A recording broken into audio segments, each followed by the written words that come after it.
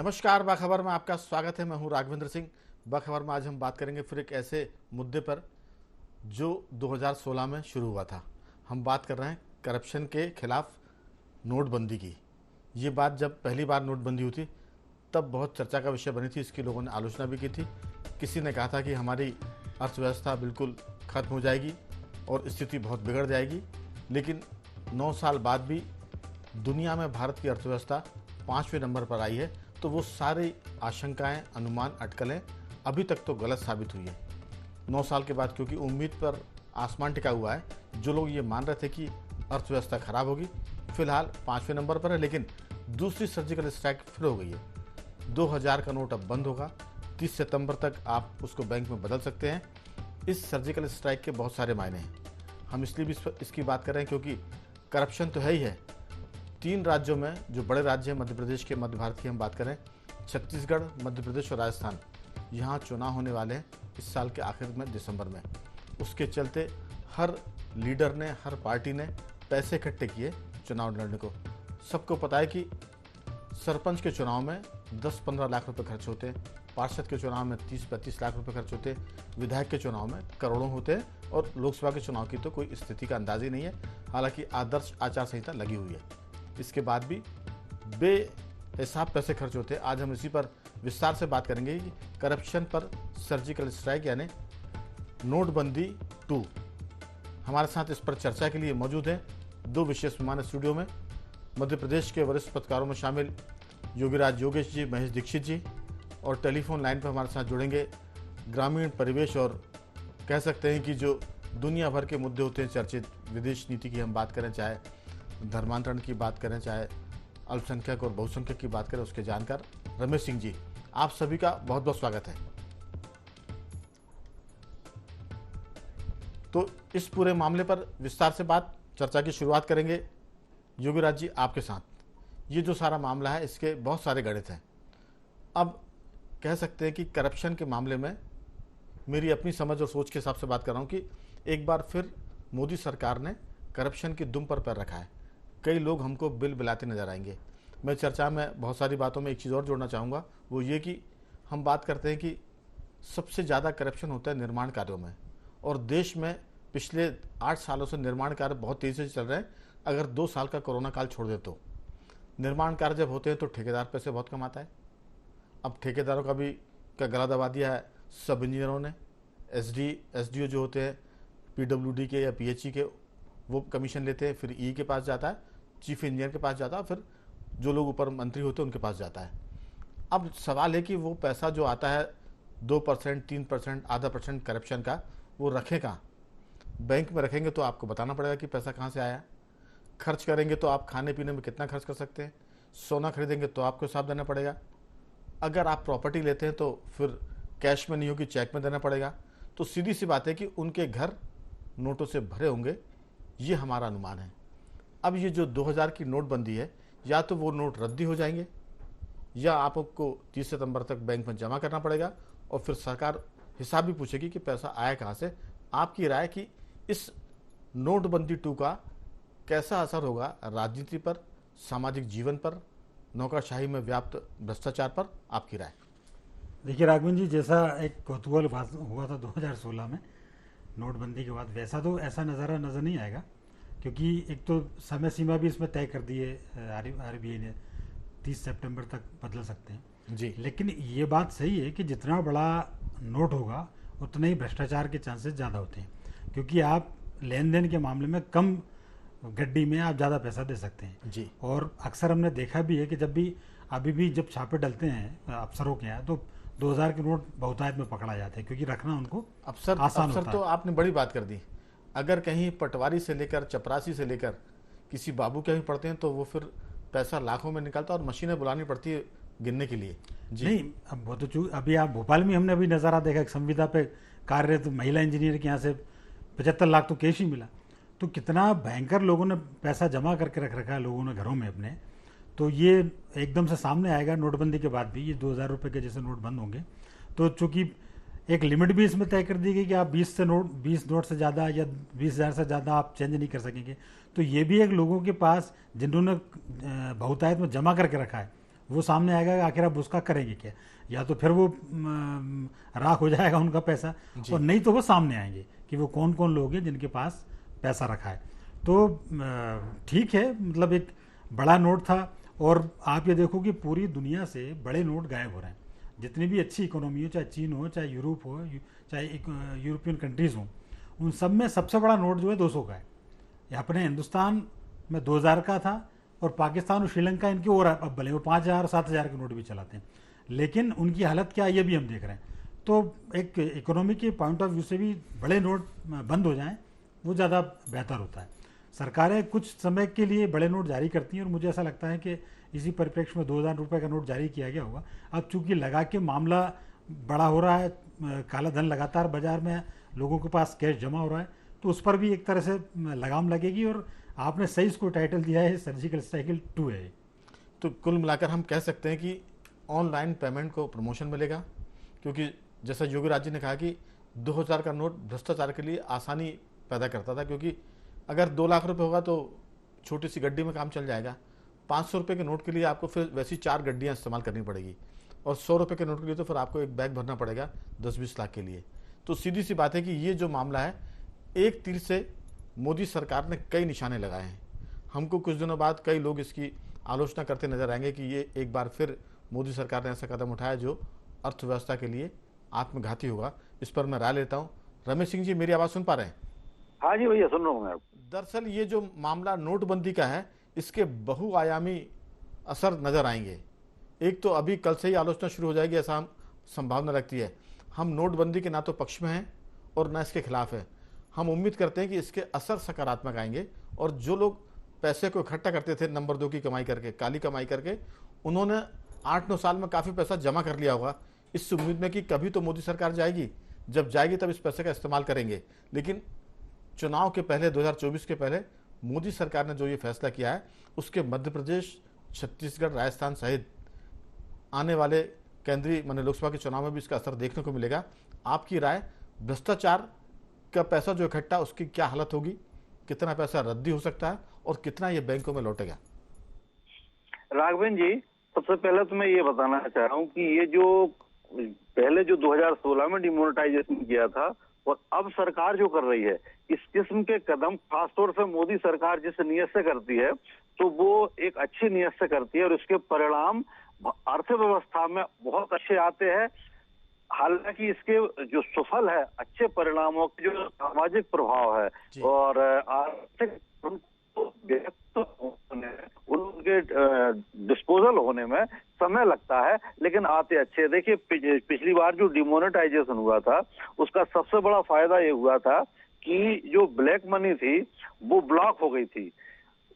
इसके बाद जो कंपनियां, जो फर्जी कंपनियां थी, जो ब्लैक मनी को वाइट करती थी, वो डिमोनेटाइजेशन की जद में आकर वो खत्म हो गई थी। तो जो डिमोनेटाइजेशन 16 में हुआ था, उसके परिणाम ये हुए थे कि पूरी अर्थव्यवस्था एक ऐसे दौर में पहुंच गई थी जहां हर आदमी डरने लगा था कि मैं अपनी ब्लैक मनी को कैसे निकालूं, क्योंकि ब्लैक मनी थी नहीं, बाद में जो कमाई की ब्लैक मनी की उसको निकाल, क्योंकि कुछ पैरामीटर सरकार ने बदल दिए थे। पूरी परिसंपत्तियां आधार से लिंक कर दी थी। जो भी रियल एस्टेट की संपत्ति, पहले तो जो अधिकारी और बड़े बड़े लोग जो मन में आया खरीद लेते थे, लेकिन अब पूरी संपत्तियों का रजिस्ट्रीकरण हो रहा था, जो पैन और आधार से लिंक हो रही थी। रिजर्व बैंक और वित्त जो आयकर विभाग है उसके पास उसके पूरे विवरण जा रहे थे, तो ब्लैक मनी को उधर खपाना बड़ा मुश्किल था, इसलिए पूरी ब्लैक मनी ब्लॉक हो रही थी। इसके बाद सबसे उस वक्त एक जो सरकार ने अनुमान नहीं लगा पाई वो थी, बैंकों के जो मैनेजर थे उनने ब्लैक मनी को कुछ कमीशन के साथ वाइट किया था। तो सरकार को इस बार जो 2000 रुपए के जो नोट डिस्पोजल करेगी, उसमें ये नजर रखनी है, खासतौर से जो बैंकों में जो नोट बंद होगी उसमें इतनी पारदर्शिता रखे कि बैंक मैनेजर कुछ कमीशन लेके इसको जो ब्लैक मनी को वाइट ना कर पाए। दूसरी बात यह है कि ये जो, जैसा कि योगीराज जी ने कहा कि भ्रष्टाचार के बड़े स्रोत होते हैं बड़े नोट, इनको रखने में आसानी होती है, घर में रखे रहते हैं, तो ये भ्रष्टाचार पे तो इसमें करंट वो रोक लगेगी, लेकिन इससे जो चुनाव आ रहा है, आपने बहुत सही बात कही कि चुनाव पे सर्जिकल स्ट्राइक है और चुनाव की जो राजनीतिक दल है उनको इसके परिणाम भुगतने पड़ेंगे। बिल्कुल। तो कुल मिलाकर स्थितियां ये है कि इस पर राजनीति पर भी सर्जिकल स्ट्राइक हुई है, जो भ्रष्टाचार करके पैसा इकट्ठा करते वो भी परेशान होंगे, और इसकी सबसे खास बात है कि जो लोग खासतौर से एटीएम और पेटीएम का जो इस्तेमाल करते थे और ऑनलाइन जो पेमेंट करते थे, उनको एक तरह से बढ़ावा मिलेगा, वो उस तरफ बढ़ेंगे, क्योंकि जब आपको भुगतान करना होगा तो फिर आप नोट के बजाय पेटीएम से करेंगे या ऑनलाइन ट्रेडिंग की बात करेंगे। महेश जी, ये जो मामला है, हमने शुरुआत में कहा था कि जिस तरह से पहली जो नोटबंदी हुई थी मोदी सरकार की, उसकी बहुत आलोचनाएं हुई थी, लेकिन नतीजा उस आलोचना का अनुरूप नहीं आया। 2 साल के कोरोना काल में भी भारतीय अर्थव्यवस्था ने दुनिया को बताया कि अर्थव्यवस्था बाकी देशों से बेहतर है, जो कम से कम दुनिया में मजबूत अर्थव्यवस्था के केंद्र माने जाते थे। चाहे अमेरिका की बात करें, हम फ्रांस, यूरोप की बात करें, यूरो की बात करें, चाइना जैसा देश भी पीछे हो गया। आपकी राय कि ये जो 2000 रुपये के नोट बंद हो रहे हैं, अब इसके असर क्या होंगे? खासतौर से मध्य प्रदेश, राजस्थान, छत्तीसगढ़ सहित 7 राज्यों के चुनाव होने हैं इस बार, और अगले साल लोकसभा का भी। जो पैसा इकट्ठा किया होगा राजनीतिक दलों ने बड़े पैमाने पर, उनकी हालत पर भी आपका मैं विचार जानना चाहूँगा कि वो लोग क्या इस समय महसूस कर रहे होंगे। देखिए, 2000 का नोट बंद करने की जो सरकार ने पहल की है, मुझे लगता है कि इससे बहुत अच्छे ज़्यादा नतीजे नहीं आएंगे।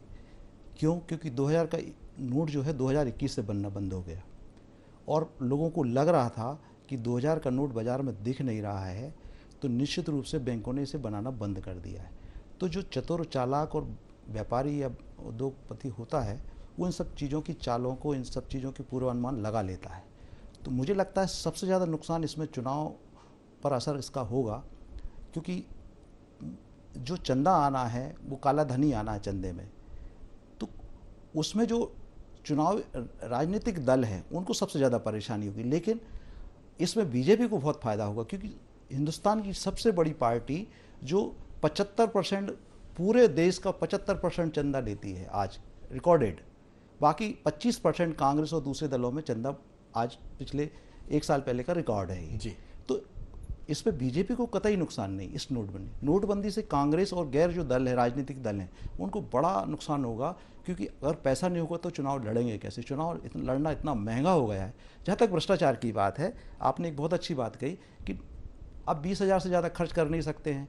खाएंगे तो कितना खर्च करेंगे, कपड़ों पे कितना खर्च करेंगे? तो निश्चित रूप से बड़े बड़े अफसर हैं, लोगों की बड़े बड़े व्यापारी, कारोबारी, जो काली कमाइयाँ हैं जिनकी, उनके घरों में पैसा बहुत जमा है। उससे सरकार को उस पैसे को बाहर निकालने में इससे मदद तो मिलेगी, लेकिन ये कहना कतई नहीं है कि भ्रष्टाचार इससे खत्म हो जाएगा।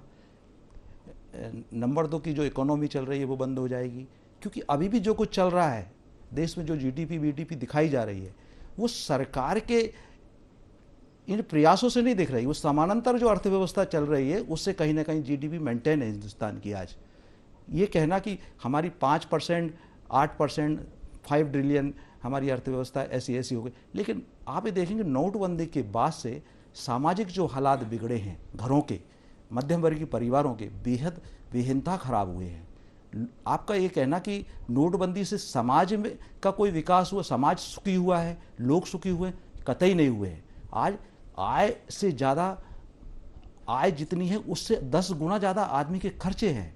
आय कम है, खर्चे ज़्यादा हो गए हैं। महंगाई इतनी चरमोत्कर्ष पे जा चुकी है कि लोगों का जीना मुश्किल हो रहा है। तो नोटबंदी का फायदा यदि आम आदमी को यदि नहीं है तो कोई मतलब नहीं है उसका। ऐसी देखिए, जीना मुश्किल तो आप खर्च, अगर मेरी इनकम अगर 50,000 रुपये महीने की है और मैं 1 लाख के खर्चे करूंगा तो इसमें सरकार का दोष नहीं, मैं अपनी कमाई बढ़ाऊं। बिल्कुल। तो सीधी सी बात है कि वो जो आपके खर्च में आपका जीना मुश्किल हो रहा है, तो चादर के अनुरूप पैर पसारने की जरूरत है इसमें। अगर स्थितियां बिगड़ती तो फिर सड़कों पर लोग दिखते। हम इस पर फिर किसी दिन विस्तार से बात करेंगे, लेकिन जो बात है कि जिन अफसरों ने पैसा कमाया है बेतहाशा, इस उम्मीद में कि कभी तो वो दिन आएगा जब सरकारें बदलेंगी और वो इस पैसे का इस्तेमाल करेंगे। मेरी और आप सबकी जानकारी में जो लोग टेलीविजन हमारा देख रहे होंगे, सुन रहे होंगे, उनको पता होगा किस तरह से करप्शन जमीन से लेकर आसमान तक है। लेकिन वो पैसा जो करप्शन से आता है योगीराज जी, उसको आप बैंक में जमा नहीं कर सकते, क्योंकि नंबर 2 की कमाई है। आपको बताना पड़ेगा कि ये पैसा कहाँ से आया। अगर आप प्रॉपर्टी लेंगे तो आपको बताना पड़ेगा, अगर आप आभूषण लेंगे, हीरे जवाहरत, तो आपको बताना पड़ेगा कि ये पैसा कहाँ से आया। तो लोग, मैं सिर्फ एक लाइन इसमें और जोड़ूंगा कि मैंने एक अफसर से पूछा कि आप जब इस पैसे को खर्च नहीं कर सकते तो फिर ये कमीशनबाजी करते क्यों हैं। उन्होंने कहा कि हमारा दिल नहीं मानता, पैसे तो हम लेंगे भले ही खर्च ना कर पाएँ, कभी तो वो दिन आएगा जब खर्च कर सकते हैं। तो अब वो 2000 के नोट जिन अफसरों ने जमा कर रखे होंगे, कम से कम वो रद्दी हो गए। जो पार्टियां नंबर 2 का पैसा लेके इलेक्शन में लड़ेंगी, जो उम्मीदवार अपना निजी फंड बनाते थे इलेक्शन लड़ने के लिए नंबर 2 का, वो कैसे खर्च करेंगे, ये दिक्कत सामने आने वाली है। चुनाव में 7 राज्यों में चुनाव है, 3 राज्यों का मैंने जिक्र किया है, मध्य प्रदेश, राजस्थान और छत्तीसगढ़। आपकी राय कि ये ऊंट नोटबंदी का किस करवट बैठने वाला है? मेरा तो ये था कि यदि ये कर्नाटक चुनाव के पहले भी लागू कर दिया जाता तो और इसका व्यापक असर देखने को मिलता, क्योंकि सबसे ज़्यादा नहीं, कर्नाटक चुनाव के नतीजों के बाद ही तो लागू किया है कि तो इसका असर और राज्यों में ना पड़े, ताकि पैसे की जो सीमितता है वो बन जाए 3 राज्यों के लिए। जी, क्योंकि राघवेंद्र जी, हम सब देखते हैं जब भी इलेक्शन होते हैं तो उसमें सबसे ज़्यादा कर्नाटक के भी कई वीडियो सामने आए जिसमें कि नोट एक एक नोट ले लेके बांट रहे हैं लोग, ये वहाँ के चुनाव की वीडियो है। जी, तो सबसे ज़्यादा यदि कोई यूज़ यदि इन बड़े नोटों का होता है तो इन चुनाव में होता है। लोगों को आप डायरेक्ट पैसा दो या कहीं बुला के उनको एक जगह दे दो, तो ये जो बड़े नोट हैं उसमें बड़े काम के होते हैं।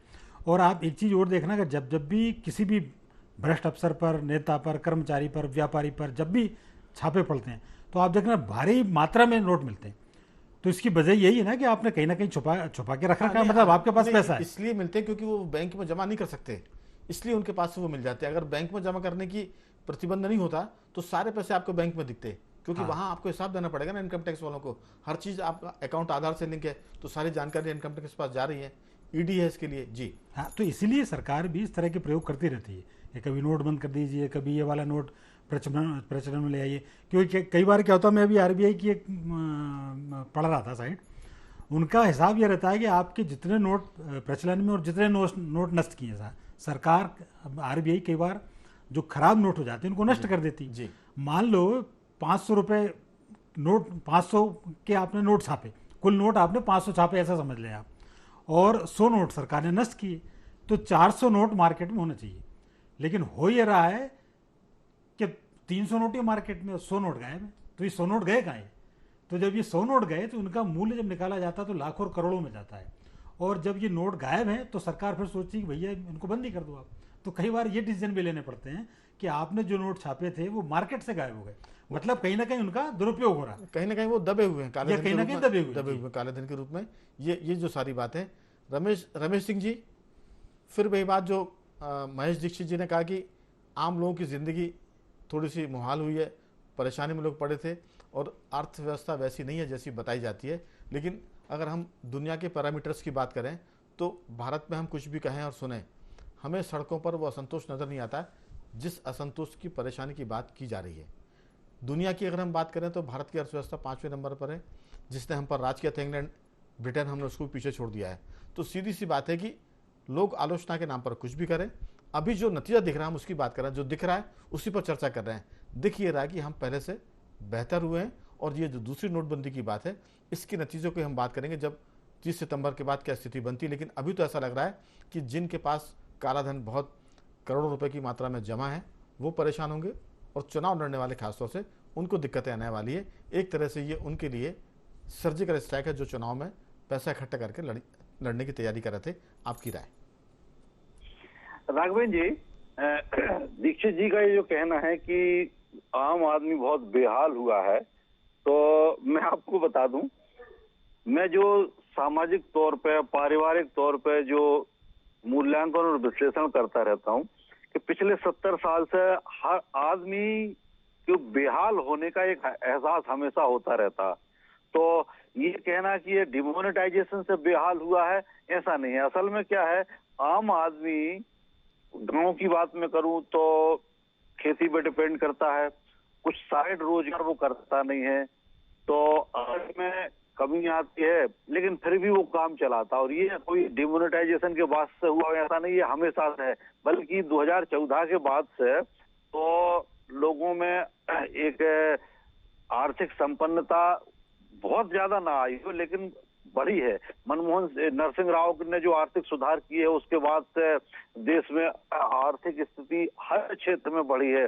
आज अंतर्राष्ट्रीय स्तर पे हम वैश्विक अर्थव्यवस्थाओं में देखें, वैश्विक अर्थव्यवस्थाओं में भारत की अर्थव्यवस्था इतनी मजबूत है कि मैं आपको इसका एक कंपेरेटिव उदाहरण देता हूं कि खाड़ी के जो देश है, जो इस्लामिक देश है, उन्होंने भारत की अर्थव्यवस्था का फायदा उठाने के लिए पाकिस्तान का साथ छोड़ दिया, कश्मीर मुद्दे का साथ छोड़ दिया, और इस समय वो कश्मीर में निवेश करने के लिए तैयार है, भारत को खुश करने के लिए, क्योंकि भारत की बढ़ती हुई अर्थव्यवस्था को वो अपने फायदे के लिए यूज करना चाहते हैं।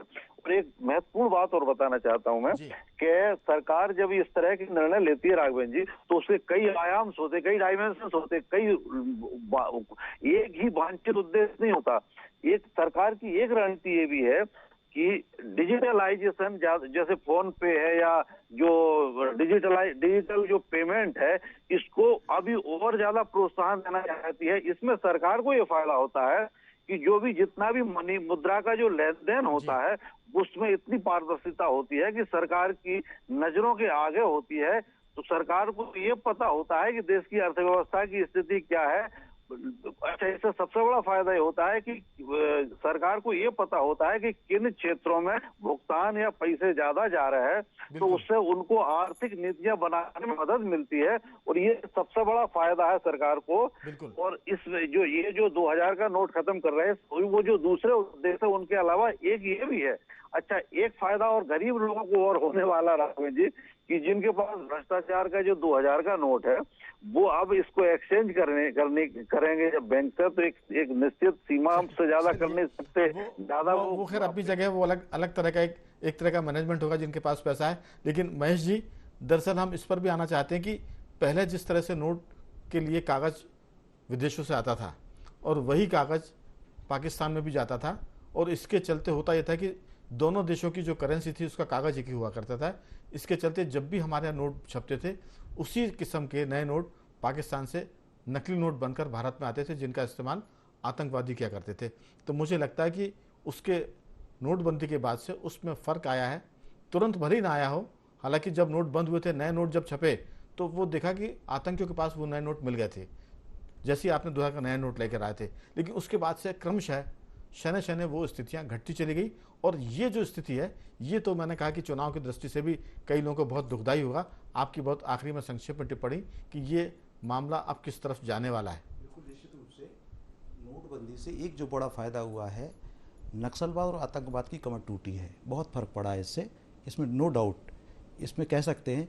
लेकिन जो फायदे नोटबंदी के होने थे, जिन फायदों की इस देश ने उम्मीद की थी, वो फायदे इस देश को नहीं हुए हैं। ये कहना कि नोटबंदी के बाद हम बहुत विकसित हो गए हैं, हमारे फायदे ना हुए तो नुकसान क्या हुआ है? नुकसान ये हुए हैं कि कहीं ना कहीं हम ये नहीं देख पा रहे हैं कि इस आम आदमी का आमदनी से ज़्यादा खर्च बढ़ गया है। खर्च बढ़ा है उसका, आमदनी नहीं बढ़ी है, उसने अपने खर्चे नहीं बढ़ाए। हम इस बात को कहना चाह रहे हैं कि कोई भी निर्णय कुछ लोगों के हितों को देखकर नहीं लिए जा सकते इस देश में। ये निर्णय कुछ लोगों के हितों के लिए लिए जा रहे हैं जो पहले से इस चीज़ों की तैयारियां कर लेते हैं। पहले भी बहुत बड़े सवाल ये उठे थे कि कुछ लोगों को पहले से पता था कि नोटबंदी होने वाली है जी। आज भी कई लोगों को पहले से पता होगा कि नोटबंदी होने वाली है। मेरा ये मानना है कि जिस भी निर्णय में आम आदमी केंद्र बिंदु में नहीं है, वो कोई भी निर्णय देश हित में नहीं हो सकता। बिल्कुल, आपका कहना ठीक है। आज से करीब 4 साल पहले, कोरोना के पहले, मैंने एक फेसबुक पर एक पोस्ट डाली थी कि 2000 के नोट बंद होने वाले हैं। कहीं से मुझे इसकी खबर लगी थी। उसके बाद से बैंकों से नए नोट आना बंद हो गए थे। जो चलन में थे और बैंक के पास जाते थे, बैंक उनको अपने पास रख लेता था। तो आम आदमी के लिए इसका बहुत उपयोग नहीं था। ये इस्तेमाल करने की जिसके पास ज़्यादा शौक था या प्रवृत्ति थी या जिनके लिए उपयोगी थे, वो लोग थे भ्रष्टाचार में लिप्त लोग, कमाई वाले लोग, जिनको पैसा, बड़ा नोट है तो कम जगह में इस्तेमाल आ जाएगा, तो उनके लिए ये दुखदाई होगा। आम आदमी जो लोग हैं उनके लिए चाहे 500 का हो, 200 का हो, उन्हें कोई फर्क पड़ने वाला नहीं है। उम्मीद करते हैं कि जो आपकी और हम सबकी आशंका है वो निर्मूल साबित हो। भारतीय अर्थव्यवस्था के लिए ये नोटबंदी 2 एक अच्छा सा फैसला साबित हो, और ख़ासतौर से जो चुनाव में भ्रष्टाचार होता है उसमें कम से कम लगाम लगने वाला हो, ताकि बहुत बेतहाशा पैसा खर्च ना हो और पैसे के बल पर लोग लोकतंत्र को अपने यहाँ कह सकते हैं कि अपने काबू में ना ले, बंधक ना बना ले, ऐसी उम्मीद करनी चाहिए। तो कुल मिलाकर सर्जिकल स्ट्राइक 2 उम्मीद करते हैं कि भारत के लिए ज़्यादा उपयोगी और बेहतर साबित करने वाली होगी। तीनों मेहमानों का धन्यवाद। रमेश जी आपका भी, महेश जी आपका भी और योगीराज जी आपका बहुत बहुत धन्यवाद कि आपने चर्चा में हिस्सा लिया। बखबर में आज सिर्फ इतना ही। कल किसी और मुद्दे पर बात करेंगे। तब तक बने रहिए हमारे साथ और देखते रहिए IND24।